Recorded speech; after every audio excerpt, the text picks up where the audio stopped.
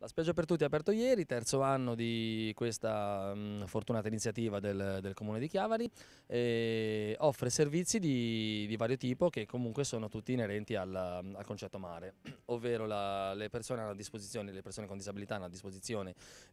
due bagni attrezzati, un lettino, un sollevatore per le disabilità più complesse a livello motorio, hanno la possibilità di essere assistite nell'accesso alla balneazione tramite gli ausili che costituiscono di tre tipi di diversi attrezzi, ovvero un tiralò che galleggia completamente, una send che permette un accesso parziale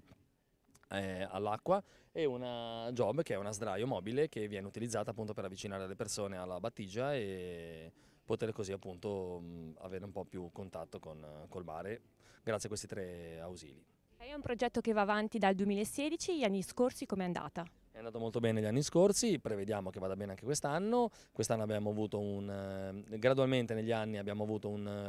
necessità di rinfoltire le attrezzature appunto per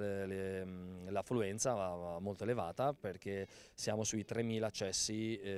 annuali, cioè stagionali insomma. Quindi anche quest'anno abbiamo provveduto ad arricchire il parco attrezzature con un aumento di lettini per la mobilità ridotta e sdraio per accompagnatori e ausili per l'appunto per l'accesso all'acqua, per l'accesso al mare.